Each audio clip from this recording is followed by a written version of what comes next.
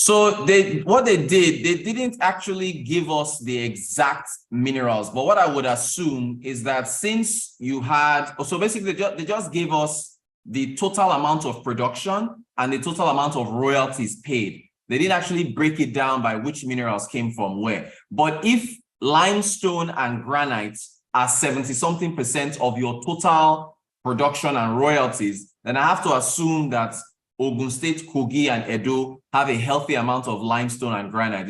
I think it would be very intensive to break down production by each state, but maybe I have to keep, it's a 100-page report. Maybe I'll go further down and hopefully they brought that out. Yeah, but wait, let me just give you the top 7 real quick, or rather top 6. So it was Ogun, number 1, Kogi 2, Edo 3, Cross River was 4th, FCT 5th, Ebonyi State 6th. Those are your top 6. And then they said other states for the remaining percentage for everything, but those are your top 6. All right, it takes us to this article from This Day newspaper, where the former emir of Kano has been talking. It says how Buhari mismanaged Nigeria's economy in 8 years. And of course, another former president got a pass mark from him, saying, Obasanjo, I knew Buhari didn't understand economics, but I didn't know he was a reckless spender. Stitch these two together for us. Yeah, Omas, it's very interesting that because, Wale Edun, who is the current Minister of Finance, last week, or was it earlier this week? No, today is Tuesday. I can't even get my days right. I think it was last week, Friday. I can't even get my days. But anyway, he gave a press release. I think it was Friday. It was Friday that I got the press release. Vacation, you have to go on this vacation. I need it so much. Niger has opened their arrest space. You may consider Niger now. I know. I can't go back.